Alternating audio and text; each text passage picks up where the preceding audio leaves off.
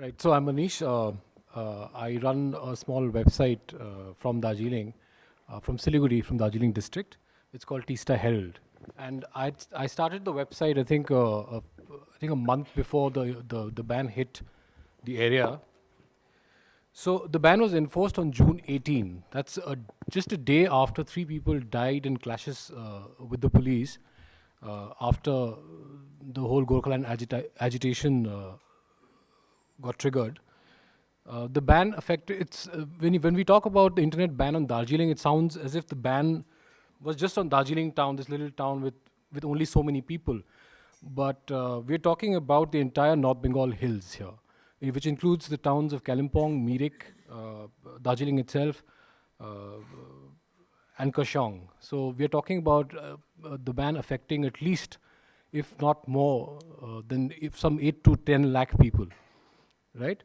Uh, so I think the ban was lifted on September 25, 100 days later. That is after the state government managed to put in place an administrative head, which would, I wouldn't say pro state government so much, but someone they could deal with, because the political leadership before that was completely at loggerheads with the state government.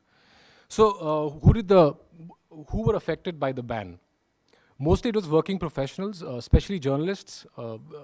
Some of my friends, Amrita is not here from DNA. Amrita and I went to Darjeeling when this whole thing was going on, and we had a really a nightmarish experience trying to send the stories across to our offices. I was freelancing with Times of India, and she was filing her stories for DNA. And this one time, I think probably the last time that Bimal Gurung, the Gorkha Janmukti Morcha president, addressed a press conference, and we were there, and he gave us an exclusive one-on-one interview, and we both of us filed what copies around 1,000 words long, and we tried first sending them through SMSs, and it was just not possible, right? So that's when a local helped us. He took us to a spot which faced the hills of Sikkim, and because there were these towers there, and this area was getting some weak signal, and that's how we managed to somehow send the stories across. Schools were very majorly affected. Students, because there was an indefinite band that was going on. The schools were shut. There was no transport. There was no taxi service. Uh, so the teachers were trying to pass off instructions to students using WhatsApp. But once the ban was enforced, everything stopped. Students who were in the process of applying for admission to colleges in other cities, mid-June is around the time, I think, when the due admissions kicked off as well. They really suffered. They couldn't come out of Darjeeling because there was simply no way they could do that. The ban also had a strong impact on large section of hill residents who either study or work outside. So imagine if you're a student from Darjeeling studying in a college in Bangalore, and you receive your pocket money, or your fees come from back home via net banking, because the banks were shut down, because there was no internet, and because the parents could not sort of go anywhere outside of Darjeeling because of the indefinite ban that was going on back then. The kids really had to fend for themselves. They had to, there was no money coming from home for them. So these are small ways that the ban really affected the people. The 100-day strike hit hard on the banks especially. They said that on the 18th June, when the banks were closed down, after the shutdown, we had an interaction with the bank employees. They told us that the size of the book decreased. That means that if there are transactions like someone opens up an account, savings account or mutual funds or any transactions, so they face that loss. So every one account gives a profit to them. So they faced a huge loss with that. And the EMIs, the people were the defaulters. They were termed as defaulters for the EMI, and they had to pay the penalty for it. And for human rights, I think it was flexible, indeed. So same goes with the tourism. Every year we have a footfall of 80 to 90% in the hills, but this year it was around 40 I guess, 40%. So the internet has, it made people go bizarre.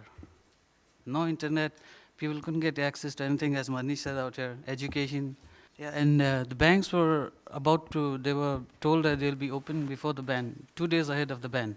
So when the bank employees went to the banks, they didn't get any connections. So they had to clean the bank and go away. So that was the worst part of it. Can you give us examples of individuals who may have faced certain issues because of it? Well, Because we got 100 the big days level, of we got no the big WhatsApp picture. spam, that's looking at it positively. One very interesting way the ban affected, one of the more interesting impacts of the ban was on politicians and the administrative functionaries themselves. So we have a trend in back in Darjeeling where most politicians prefer to use to speak to each other over WhatsApp.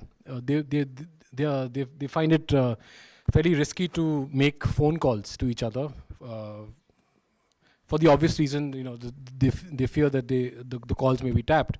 The same goes for some strange reason the administrative officials as well. Probably because WhatsApp calls are the quality is much better. So we had on a few occasions after a clash when so because there was no internet, because there were no real good sources of information, some national channels had a few sources on the ground who tended to be biased a little bit. So you had one fairly popular, in fact, the most popular national channel once going on record saying 3 people had died after a clash in Sukna, when in fact it later turned out there were no deaths really. And I think such. I mean, one of the reasons they cite for the ban is to sort of put a curb on rumors, but the opposite tends to happen a lot of the times. I'll have to talk to some traders about the cess and the whole bit, but there's an example of people being sent BSNL bills uh, who had BSNL broadbands or any broadband for that matter, but you had no internet for 100 days, right? So I think some people are taking it to court.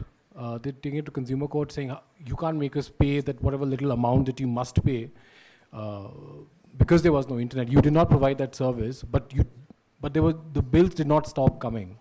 So this is one of those things that's going on back there. In the case of Darjeeling, it's very interesting.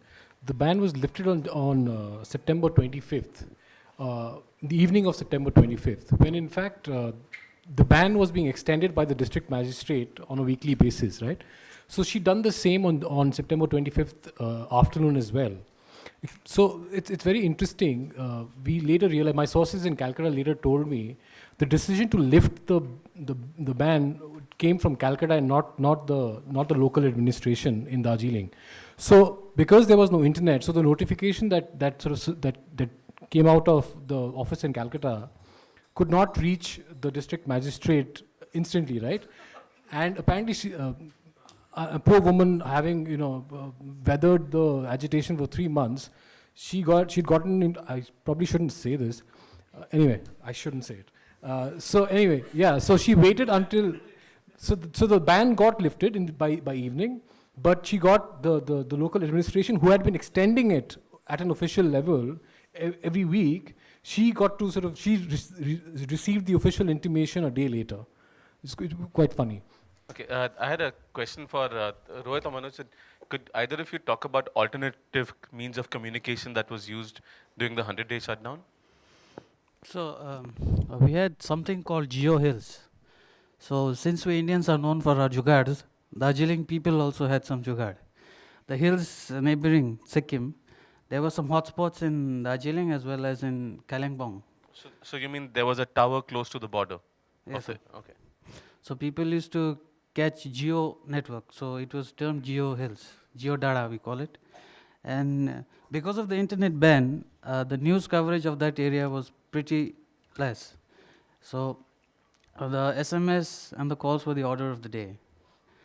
And Yeah, also because Darjeeling is very new. There was no such ban in that. There is no history of internet bans in Darjeeling so much, unlike Kashmir. So I think people of Darjeeling have not really evolved when it comes to sort of looking for alternative means of bypassing internet.